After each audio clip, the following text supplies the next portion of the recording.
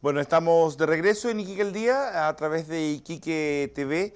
Nuestro invitado es que nuestro invitado de ahora en realidad siempre tiene un título, un puesto tan largo de decir. Él es Julio Ruiz. Él pertenece al CIPTAR, este centro de estudios de Tarapacá, y el puesto de él es director del área de gobernanza e innovación territorial. Cuando ya llegamos al último, uno ya se perdió de lo que comenzaba, ¿no? ¿Cómo estás, Julio? Hola, ¿cómo estás? Gusto de estar de nuevo con ustedes por acá. Julio, a ver, antes de comenzar de lleno la entrevista, explícame de qué se trata tu puesto. Mi puesto. Bueno, a ver, aquí hay dos conceptos importantes. Uno es gobernanza y el otro innovación territorial. Ya. Gobernanza, ¿a qué se refiere? Tiene que ver a una manera en que los actores de un territorio, en este caso Tarapacá, generan acuerdos y van construyendo principios de acción conjunta, tanto el sector privado como el sector público, como el sector del conocimiento, las universidades, y donde se gobierna la sociedad. ¿Por qué surge el concepto de gobernanza? Surge en la medida en que la sociedad moderna cada vez más compleja y no basta solo la función de gobierno que normalmente se da desde el Estado, sino que se importa la gobernanza, en este sentido, porque también concurren a las orientaciones de gobernar la sociedad, el sector privado, el sector del conocimiento, lo que se llama el mundo simbólico, las autoridades morales, los medios de comunicación, y sin duda bajo el liderazgo del gobierno o del sector público. Pero cada vez más el desafío de construir desarrollo, de construir país, con la concurrencia de todos los actores. Okay. Por eso que se llama gobernanza. Y el otro concepto es de innovación territorial. Normalmente la innovación está muy asociado en algunos segmentos y sectores a solo la innovación que ocurre en la economía, que ocurre en las empresas, en la generación de nuevos productos y procesos. ¿Ya? Nosotros hemos incorporado la dimensión territorial porque también hay innovación institucional. Nuestro propio centro de investigación es una innovación institucional en Chile. Es el único centro de esta especie en el país. Ok. Julio, ya entrando en la materia que nos convoca con un poco mayor de especificidad, ¿cómo ves el tema de la regionalización, de la descentralización de nuestro país, en donde nuestra región ha sido parte de un programa piloto que, según he visto desde mi mirada periodística, no ha funcionado? Correcto. Bueno, yo creo que partamos de la base de un hecho importante. El día de ayer, 31 de marzo, se celebraba el Día de las Regiones. Iniciativa y acuerdo que se estableció el año 2009, en el periodo del primer gobierno de la presidenta Bachelet. Justamente se trató de instaurar un Día de las Regiones que permita tener siempre presente en el quehacer nacional a las regiones y a estas mismas, a cada una de ellas, poder construir sus propias proposiciones de futuro. Ahora, yo diría que en materia de descentralización, el país ha avanzado un poquito de manera lenta y quizás se ha puesto en el periodo anterior, en la gestión que se hizo, un énfasis más en los aspectos de orden económico, en la medida en que se buscó que por el lado, por ejemplo, del Fondo Nacional de Desarrollo Regional, lo que se denomina aquellos recursos que conllevan mayor autonomía de decisión del gobierno regional se incrementasen respecto de aquellos recursos que vienen condicionados del nivel central. Pero, como lo he dicho... ¿Cuál recurso tiene mayor autonomía de la decisión regional, por ejemplo? Mira, lo que pasa es que el Fondo Nacional de Desarrollo Regional, mirado desde el punto de vista de la ley de presupuesto, está constituido por dos grandes ámbitos del financiamiento. Uno es el que va directamente del Tesoro Público a las regiones a través de los mecanismos institucionales, en la cual el gobierno regional, es decir, intendente y consejo regional, tienen plena autonomía en determinar en qué se orientan esos recursos en el marco de la ley. A ver, dame un ejemplo de uno. Por ejemplo, que quieran destinarlo a desarrollo de cierta infraestructura escolar, o que quieran orientarlo a una política de fortalecimiento del capital humano en la región, depende de las prioridades regionales. Tienen la variedad de temas, pueden gastarlo en infraestructura, en fomento productivo, en materia de salud, en materia cultural, etcétera. Mientras hay otro conjunto de recursos que viene a través de la ley de presupuesto, que también llega vía Fondo Nacional de Desarrollo Regional, pero que se llaman provisiones del FNDR. ¿Y qué son esas provisiones? Son recursos destinados para un fin específico. Y ya viene eso. El fin específico determinado. Y eso pasa a las regiones, y por tanto las regiones y el Consejo Regional pueden gastar a ese fin específico. Ahora, dentro de ese fin específico, voy a poner ejemplo, pueden una variedad de proyectos. Ejemplo de eso, el Fondo de Innovación para la Competitividad, el denominado FIC. Solo se puede destinar a innovación. Y eso ahora ya viene designado de esa manera desde el gobierno central. Desde la ley de presupuesto. No es del gobierno central. La ley de presupuesto. Bueno, pero está basada en pero el gobierno central tomadas centralizadamente, digamos. Por el Ejecutivo y el Congreso Nacional. Ahora bien, sin duda son propuestas que vienen del Ejecutivo, aprobado por ley de presupuesto. Entonces, en esos recursos solo se puede gastar, por ejemplo, en innovación, o solo se puede gastar en cultura. Dentro de ese ámbito, en diversos proyectos. Entonces, la composición del Fondo Nacional de Desarrollo Regional podríamos ser que es la sumatoria de los recursos de libre disposición, lo que planteaba como la primera fórmula, a los recursos que son vía provisiones, que son condicionados a un fin.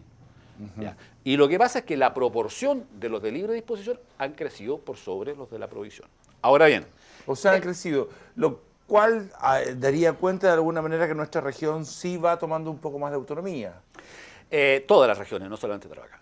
Bueno, ¿y Tarapacá cuál es lo diferente que tiene con este plan piloto de descentralización? Bueno, es una pregunta que yo creo que es muy relevante y que quedó pendiente de la rendición de cuenta del gobierno anterior en la última fase sobre el particular.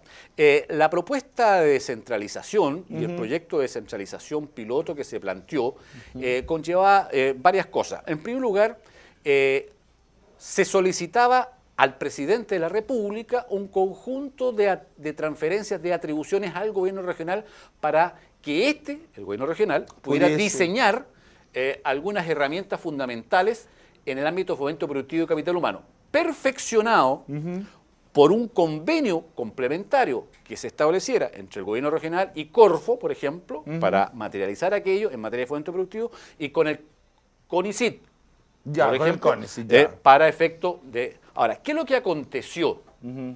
Esto que se hizo un diseño, se hizo un estudio técnico con la propia colaboración de la Subsecretaría de Desarrollo, que significó levantar lo que se denomina la matriz competencial, que es un término técnico que implica aspectos jurídicos, aspectos financieros, aspectos organizacionales, aspectos de recursos humanos, aspectos de atribuciones en cada una de las áreas que están involucradas y qué efectos va provocando en el encadenamiento del sistema.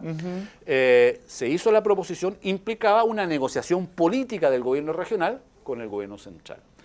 Esa negociación política se realizó de manera... de un modo determinado, que solo avanzó en acuerdos con Corfo y CONICYT, pero no se concretó el corazón de la reforma. ¿Cuál es? Que el presidente de la República hubiera entregado atribuciones al gobierno regional. ¿Por qué no se concretó? Bueno, es una respuesta que tendrá que dar el gobierno regional saliente. Julio, ¿pero sientes que vamos de alguna forma avanzando? Hacia la descentralización, pero lentamente. Siempre, ha sido lentamente. Ahora ¿vamos a llegar en un momento a hacer algo así como los estados de Estados Unidos en que toman decisiones de manera separada? Nunca. Nunca. Por lo siguiente, porque los estados de Estados Unidos, los estados de Argentina, los estados de Brasil, los estados de México son estados federales. Y en Chile no vamos a tener un estado federal, ni está previsto un planteamiento político de avanzar hacia un Estado federal. Lo que está planteado es que Chile sigue siendo un Estado unitario, pero descentralizado. Aún más, se ha acuñado el concepto de un Estado unitario regionalizado y descentralizado. Es decir, que mantenga un gobierno nacional que tiene una serie de potestades y eso significa respecto a las propias regiones y existe un Congreso Nacional que legisla, pero que es nacional, no como los estados federales donde tenemos cámaras regionales.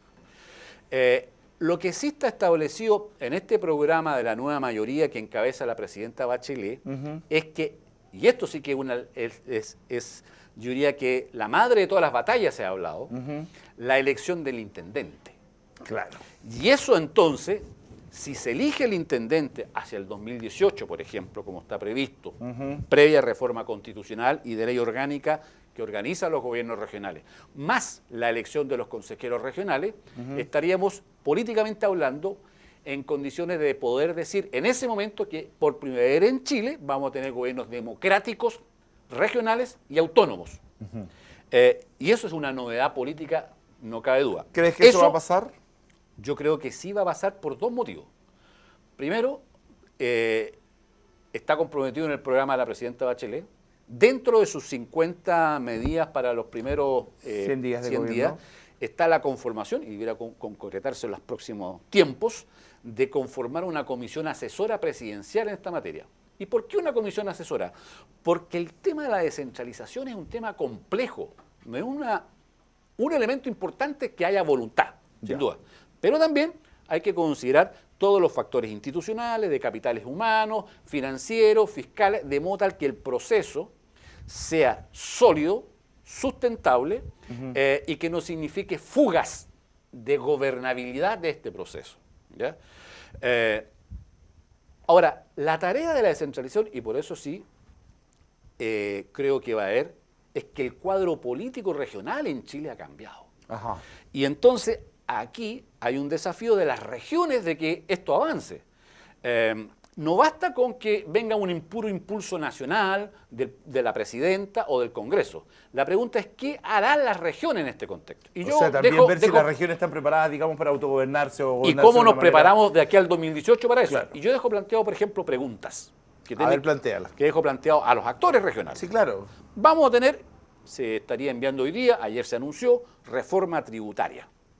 Pregunto, ¿cuál va a ser la voz de la región de Tarapacá, a través de su consejo regional, más allá de los alineamientos de consejeros de la Alianza o alineamiento de consejeros de la nueva mayoría, respecto del papel de los territorios y de las regiones en los factores tributarios que se han planteado? Es decir, ¿cómo avanzamos en una mayor equidad tributaria que también es territorial, no es solamente entre los segmentos que pagan más desde el punto de vista de personas o las empresas, ¿ya?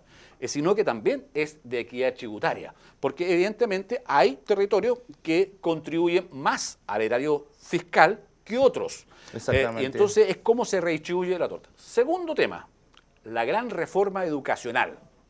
¿Cuál va a ser el planteamiento del Consejo y el Gobierno Regional de Tarapacá sobre la reforma educacional? ¿Cuál es el planteamiento y propuesta que la región se plantea respecto del papel de la educación pública en la región? Y eso significa las universidades estatales, los institutos de formación profesional, los centros de formación técnica, es decir, ¿qué papel va a jugar la región? ¿Cuál es el planteamiento? ¿Cuál es el planteamiento que el Consejo Regional, junto a los municipios locales, va a plantear respecto a los proyectos de desmunicipalización? Ok. ¿Ya? Tercer tema, gran tema. Me debo ir. Te debes ir. ¿Lo dejamos para un siguiente programa o lo alcanzas a decir rapidito? Rápidamente, Ya. la reforma constitucional.